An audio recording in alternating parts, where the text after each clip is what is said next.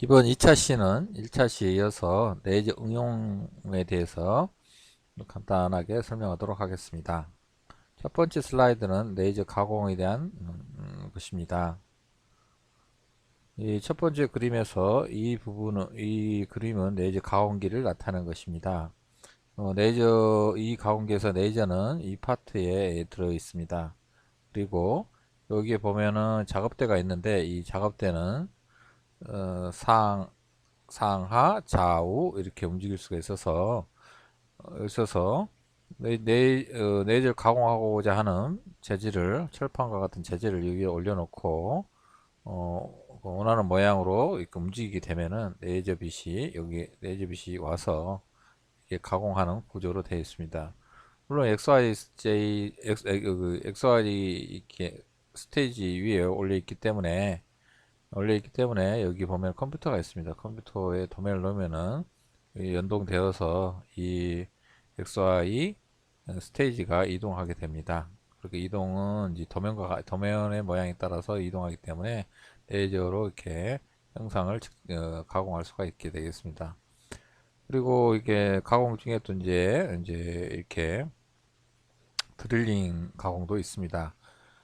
레이저는 일반적으로 비접촉식이기 때문에 거기 가공하고자 하는 샘플이 어떤 형태의 방향으로도 어떤 형태라든지 혹은 어떤 방향으로 있더라도 가공이 가능하다는 장점이 있습니다.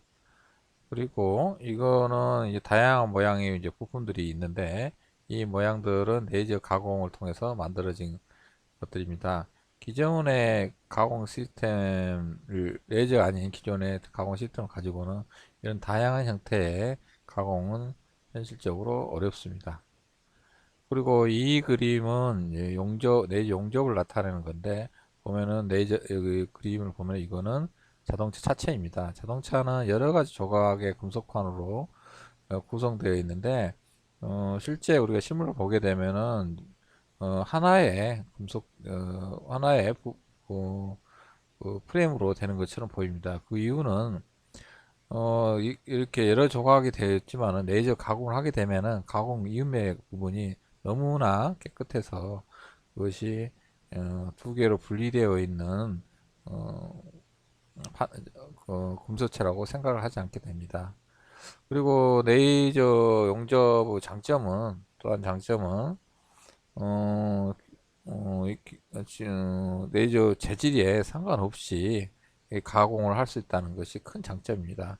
그래서 기존에는 보통 이제 전기 용접봉이라든지 이런 거 산소 용접봉 같은 걸 사용해서 용접을 했는데 그 당시에는 이제 좀 그 금속이 강한 것들만 이렇게 가공이 가능했었는데 지금은 레이저 용접을 통해서 아주 가벼운 금속들이 가공을 할 수 있어서 레이저 차체 아 이제 죄송합니다. 자동차 차체의 무게를 현저하게 감소시킬 수 있는 그런 장점을 가지고 있습니다. 그리고 이거는 물속에서 이제 가공하는 모습인데 보면은 물속에서도 레이저가 빛이 통과하기 때문에 그 물속에 설치되어 있는 어떤 부품들이라든지 특히 원자력 발전소 내에는 그 냉각수들이 많이 필요한데 그 냉각수 안에는 또 다양한 부품들이 있습니다. 그 부품들을 이렇게 필요에 따라서 분해 없이 용접할 때 이렇게 쓸 수가 있습니다.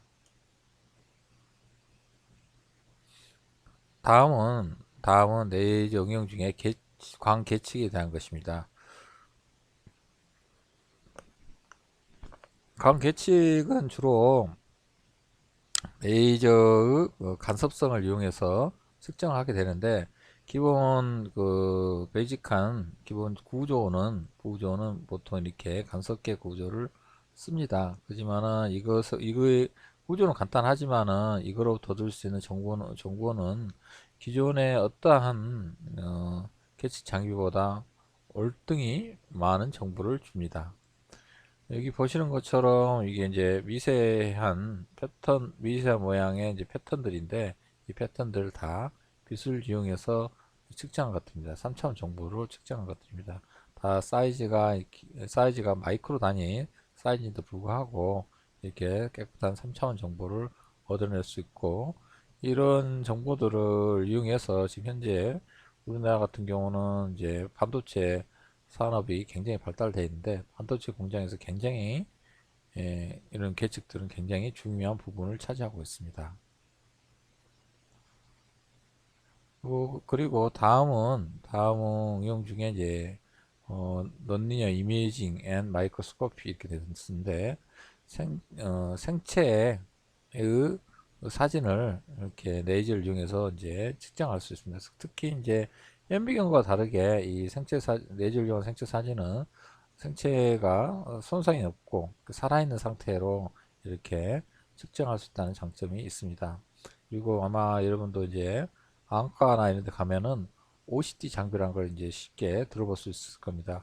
안과에서 OCT 장비는 눈에 이제 눈 속의 망막 상태를 영상으로 찍어낼 수가 있는 장치인데, 이 보통은 이제 뭐 캠미경은 표면만 측정하는데, 이 OCT 장비를 쓰게 되면은 망막 깊이 방향으로도 이렇게 측정할 수가 있어서 망막 그 속에 어떤 질병이 있는 경우 이거를 조기에 발견할 수 있습니다. 그리고 그 위에 뭐 이렇게 다양한 종류의 뭐 생체 조직에 대해서 이제 측정한 것을 그림과 같이 보여주고 있습니다. 다음은 이제 물론 앞에 제일 처음에 했던 이제 가공하고 비슷한 레이저 가공하고 비슷한 건데, 이거는 마이크로 스트럭처링이라 해서 초미세 구조를 가공하는 것입니다. 초미세 구조 가공은 어 물론 이제 이것도 마찬가지로 반도체 기술하고 매우 연관이 깊습니다. 그래서 보면은 여기 단위가 사이즈가 10마이크로 단위인데, 이 10마이크로 단위에 이렇게 이런 식의 이제 패터닝을 해줄 수 있는 이러한 것이 이제 레이저 장치가 되겠습니다. 그리고 이거는 보통 이렇게 마이크로 스트럭처링 할 수 있는 레이저들은 파장이 아주 단파장이거나 아니면은 레이저 빛이 아주 짧은 시간 동안 나오는 fem토초 정도. fem토초는 10의 마이너스 15승초를 이야기합니다. 그 정도 크기의 시간 동안을 이용하게 되면은 이용해서 이런 그 마이크로 스트럭처링을 만들 수가 있는데, 재료에 불문하고, 예를 들어 재료 불문하다는 게 이게 뼈 같은 것, 그다음에 금속체 같은 것, 이게 플라스틱 같은 거 구별하지 않고 이렇게 정밀 가공이 가능하다는 장점이 있습니다. 이렇게 해서 강규수의 응용 범위, 그리고 그 중에서도 레이저 응용 범위에 대해서 이제 간단하게 이제 소개를 하였고, 구체적으로 이제 본 수업에 이제 들어가도록 하겠습니다. 본 수업은 레이저 공학 공학이다 보니 거기에 맞는 책, 물론 저기 앞에 수업 계획서에서 말씀드렸듯이 레이저 공학 김병태 선생님이 쓰신 레이저 공학책을 가지고 하도록 하겠습니다. 그 레이저 공학 내용이 많이 있는데, 그거를 1장, 2장, 3장, 4장에 걸쳐서 수업을 하도록 할 겁니다. 그래서 이제 첫 번째는 일단 레이저 광에 관련된, 레이저 광이라는 건 아마 여기서는 레이저 성질부터 이제 설명을 하도록 할 겁니다. 그리고 레이저 발진 원리라든지 2장에서 하고, 3장은 레이저 종류, 기체, 액체, 고체, 그 다음에 반도체, 그리고 레이저 광 제어는 여기서는 이제 뭐 다양한 걸 많이 하지는 않고 모두 잠금이라든지 쿨시츠 관련돼서 이야기하도록 하겠습니다. 앞에서 이것들은 강의 계획서를 이야기할 때 잠깐 어떤 내용으로 수업을 할 것이라는 것에 대해서는 이야기를 좀 했었습니다. 그러면은 이제 구체적으로 이제 레이저 1장에 가서 레이저 강에 대한 공부를 해보도록 하겠습니다. 자, 먼저 그러면은 레이저란 무엇인지부터 공부해 보도록 하겠습니다. 레이저란 Light Application by Stimulated Emission of Radiation의 약자입니다. 여기서 light에서 L을 뺐고, amplification에서 A를 뺐고, 그 다음에 stimulated에서 S를 뺐고, emission에서 E를 빼서, 그리고 radiation에서 R을 빼서 이걸 합성해서 레이저란 말을 만들어냈습니다. 이 단어를, 이 문장을 이렇게 번역을 하게 되면은 방사의 유도 방출에 의한 강중포, 이렇게 해석을 할 수가 있습니다. 이 말은 무슨 뜻이냐 그러면은 방향, 유상, 파장이 고른 인공빛이 방출된다는 의미하고 같습니다. 물론 여기서 이제 생소한 단어들이 많이 나옵니다. 방사, 유도 방출, 그다음에 증폭, 이렇게 있는데, 증폭이란 말은 어느 정도 이해할 수가 있는데, 이걸 어떤 신호를 크게 확대한다는 뜻으로 증폭이라는 말을 씁니다. 여기서는 amplification이라고 뜻을 가지고 있습니다. 근데 여기서 이제 또 이 보면은 방사란 말이 있어요. 방사는 라디에이션이라는 말이 있는데, 이 라디에이션은 이 에너지, 일종의 에너지가 직접적인 전달이 아니라 비접촉식 형태로 이렇게 퍼져나가는 형태를 갖다가 우리가 보통 나데이션이라고 얘기를 하는데, 그 나데이션은 어, 보통 경우 이제 여러 가지 의미가 있을 수 있겠지만, 보통 경우는 이제 전자기파가 방출될 때를 갖다가 우리가 나데이션이 방출된다고 이렇게 표현을 합니다. 그리고 유도 방출은 여기서 stimulated, 이거 영어 단어적 의미로는 이제 뭐 자극하다라는 말도 될 수가 있고 이런 말인데, 이 레이저란 용어에서는 stimulate 됐다 그런 뜻은 어, 어떤 자극이 들어와 가지고 그 자극에 의해서 연쇄적으로 반응이 일어나는데, 그 연쇄적으로 반응하는 것들이 다 초기에 처음 자극을 했던 거와 똑같은 성질을 것으로 복사되어 계속해서 나오는 것을 여기서는 유도 방출이라는 의미로 많이 씁니다. 그래서 여기서 방향, 유상, 파장 이렇게 말이 있는데, 이 말들은 다 전자기파와 관련되어 있는 용어들입니다. 요것에 대해서는 뒤에 다시 한번 다시 설명을 드리도록 하겠습니다. 일단은 전자기파의 기본 성질을 결정하는 방향, 유상, 파장이 고른 인공의 빛이다. 그런 뜻은 뭐냐 그러면은 같은 종류의 전자기파가 한 방향으로 모아서 이렇게 전파를 한다는 뜻으로 받아들이면 되겠습니다. 지금 현재로는 좀 더 뒤에서 이제 이것과 관련된 이제 집속성, 직진성, 간섭성 이런 것들에 대한 설명을 하면서 좀 더 구체적으로 설명하도록 하겠습니다. 그리고 이제 이 레이저 빛이란 것도 어떻게 보면은 강원입니다. 강원인데, 이 강원을 그 강원은 반드시 이거와 같은 성질의 것이 반드시 있을 이유는 없습니다. 보통 경우는 자연 상태에도 빛이 나오는데, 그 자연 상태 빛은 뭐 예를 들면 태양빛, 모닥불빛, 중구빛, 형광등빛 이런 것들이 있는데, 앞에 이 레이저하고는 이제 차이가 조금 있는데, 그 차이를 구별 지어 줄 수 있는 특징이 아까 좀 전에 설명했던 방향, 유상, 파장인데, 요거하고는 완전히 다르게 이것들이 각각의 그 빛들 하나하나 보면은 그것들이 다 각각 그 방향이나 유상이, 파장이 불규칙적으로 서로 유사하지 않게 이렇게 무작위로 나온다는 것이 특징입니다. 근데 아까도 얘기했듯이 요 레이저 강은 이것이 고르게 이렇게 정렬돼서 나오는 인공적인 빛이란 게 큰 장점이 특징이기도 하고, 이것이 나중에 장점이 되기도 장점이 됩니다. 그리고 장점이란 거는 이 레이저 강화를 이용해서 앞에서 얘기했던 계측, 가공, 이미징 같은 거를 할 수 있다는 뜻입니다. 레이저 최초 발진은 1960년대에 이루어졌습니다. 그리고 이 1960년대 레이저가 발진할까지는 대표적으로 이제 7인의 과학자가 있었습니다.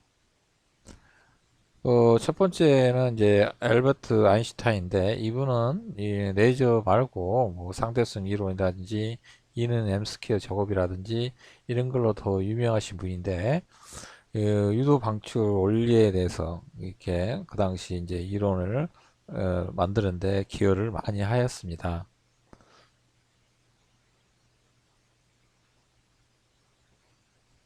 그리고 그 다음 분은 찰스 타운즈라는 분인데 이분은 아모니아 가스를 이용해서 유도 방출이라는 것을 실험을 하였습니다.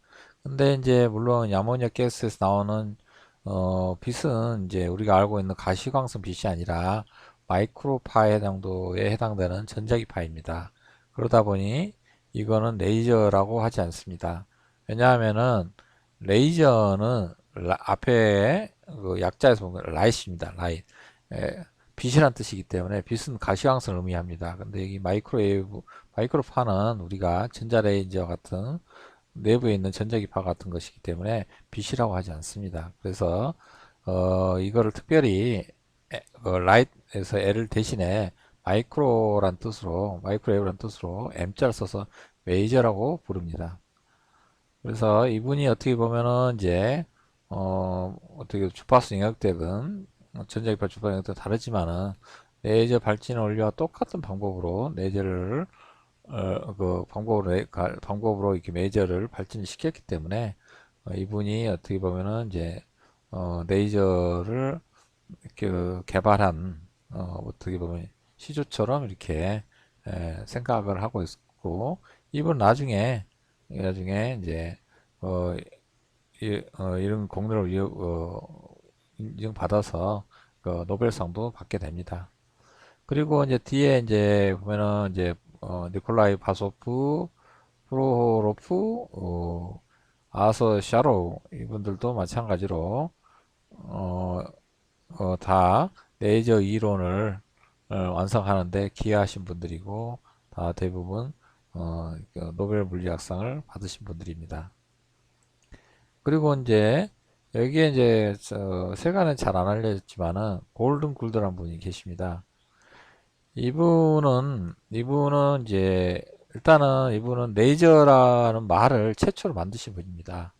그리고 본인은 연구 노트에다가 레이저 발진 원리부터 시작해가지고 모든 걸 다 해놨다고 얘기하고 주장을 했지만은 학회에서 인정을 못 받았습니다. 그리고 특허가 등록이 못 됐습니다. 그런데 동시에 섀도우 메이라는 분은 그 앞에 레이저 이론을 써서 1960년에 그 루비 레이저를 발진을 시킵니다. 루비 레이저는 글자 그대로 루비를 이용해서 만든 레이저입니다. 그래서 이제 어떻게 보면은 이분이 어떻게 보면 레이저 장치를 구하는 것 같은데 실질적으로 실험을 해가지고 성공한 분은 이분이기 때문에 이분의 이름은 이제 레이저 관련된 책에 무수히 소개되지만은 이분의 이름은 거의 찾기는 힘듭니다. 그지만은 이분은 이제 어, 아이디어가 굉장히 좋으셨던 분인지 레이저를 이용한 뭐 장치라든지 이런 것들 다양한 것들을 특허를 굉장히 많이 냈습니다.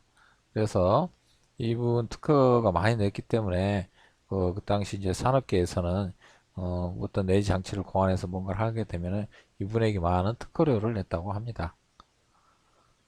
자, 그리고 이 보면은 이제 섀도우 메이먼이 만든 누비 레이저 기본 구조입니다. 기본 구조를 보게 되면은 여기 이렇게 꽈배기처럼 이렇게 꽈 있는 것은 이제 플래시 램프라고 해가지고 진홍 가스가 들어있는 램프입니다.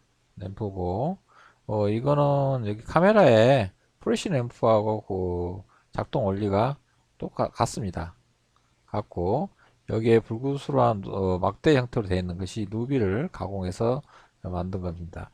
물론 이거는 천연 누비는 아니고 인공 누비입니다. 천연 누비는 오히려 불순물이 있어서 레이저 매질로 쓸 수 없고, 인공 누비 같은 경우는 그 결정 자체가 굉장히 불순물 없이 만들어졌기 때문에 레이저 매질로서 이렇게 활용이 가능합니다.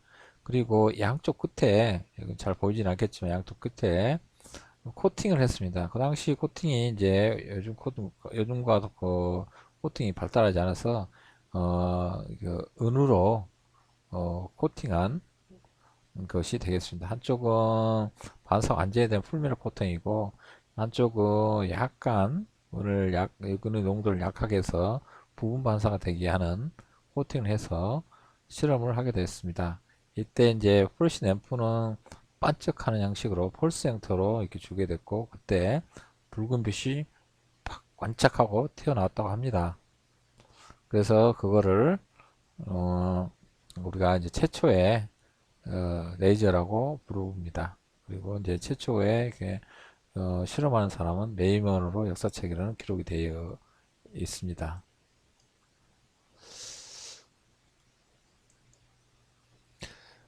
빛을 자연광과 인공광으로 크게 나눌 수 있습니다.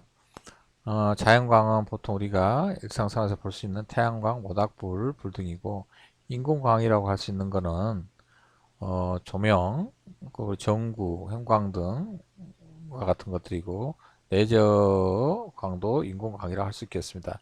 근데 여기 조명에 쓰이는 전구나 형광등은 자연광과 같은 성질을 가지고 있기 때문에 가끔은 자연광이라고 분류할 때도 있습니다.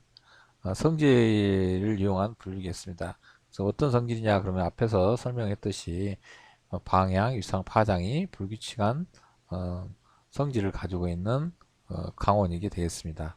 그리고 이제 레이저 광은 특별하게 방향, 유상, 파장이 고른 인공적인 빛이라고 할 수 있겠습니다. 그러면은 이제 아까도 얘기했듯이 방향, 유상, 파장이 이 무엇인가에 대해서 이야기해 보도록 하겠습니다. 자, 그러면은 먼저 방향부터 보도록 하겠습니다. 자연광인 자연광 같은 자연광 혹은 자연광 성질 갖는 조명광 같은 경우는 보면은 이 그림처럼 보면은 모든 방향으로 빛이 발산하는 성질을 가지고 있습니다. 그러나 레이저 광은 특정한 방향으로만 빛이 진행하는 성질을 가지고 있습니다. 그래서 이제 지향성이 좋다고 보통 표현을 합니다. 예를 들면 이 등은 지금 LED 등인데, LED 등 이제 바퀴에 따라서 모양이 나타나는데, 보면은 이런 가시 있고 바퀴에는 반사체가 있습니다. 그러면 이렇게 LED에서 빛이 나오게 되면은 이런 식으로 사방으로 퍼져서 나올 텐데, 그 중에 이제 반사 가시에 의해서 한쪽으로 몰려서 나오는 모습이 되겠습니다. 요것은 레이저 빛인데, 요 색깔이 노란 걸로 봐서는 뒤에 하겠지만 이건 색소 레이저라고 할 수 있겠습니다.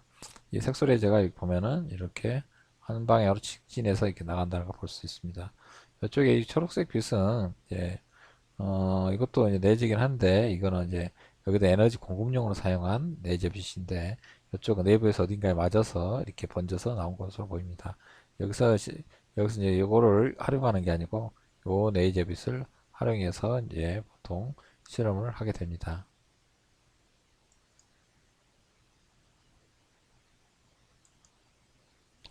자, 그러면은 이제 좀 더 자세히 배우기 위해서 유상이랑 그 다음에 파장에 대해서 이제 배우기 위해서는, 알아보기 위해서는 전자기파의 성질을 알아봐야 됩니다. 전자기파는 전기장의 진동으로 전기장과 자기장으로 존재합니다.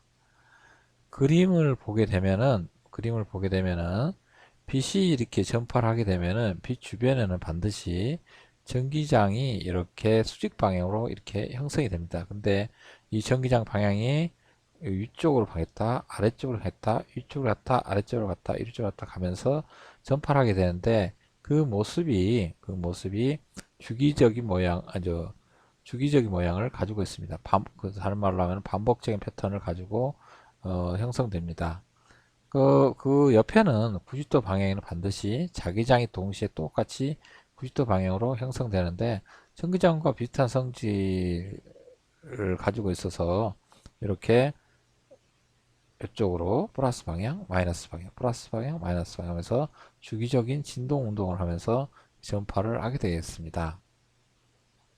근데 이 전자기파는 재밌는 특징 중에 하나가 이 두 전기장과 자기장이 반드시 같이 동시에 나타납니다. 전기장이 크면 자기장도 크고, 전기장이 없어지면 자기장도 없어지고, 이런 식으로 나타나고, 항상 90도 방향, 특별한 이유가 아니면 90도 방향으로 이렇게 나타나게 됩니다. 물론 이 전자기파는 비스 속도로 전파를 합니다. 이것이 이 진동이 이렇게 이쪽으로 전파를 하게 되는데, 이 날아가는 속도가 우리가 강속도 C에 해당되는 것이 되겠습니다.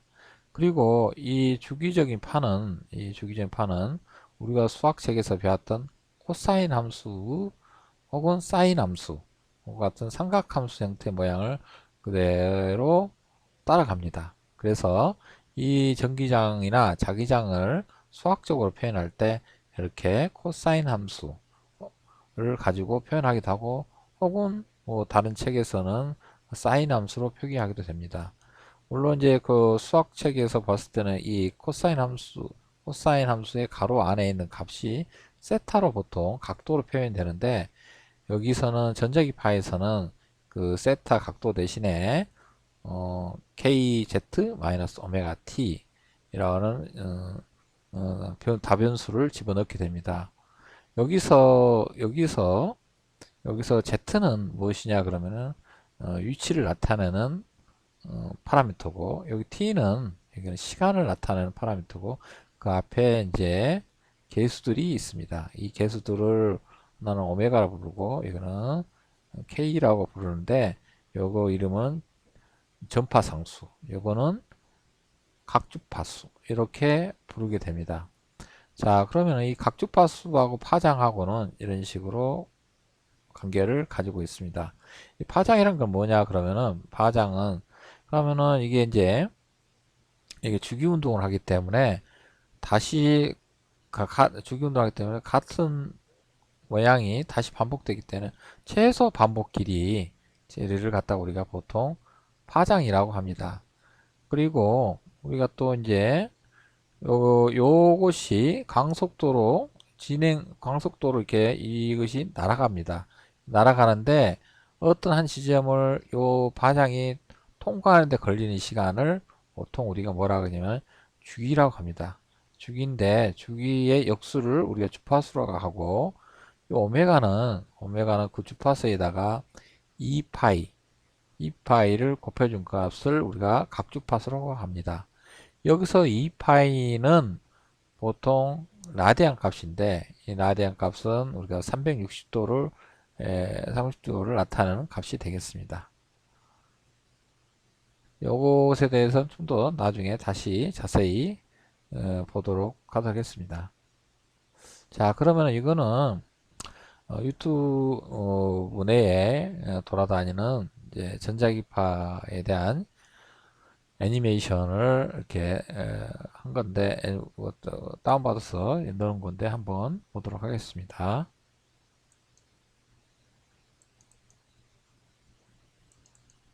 잠깐만요. 이게 고동이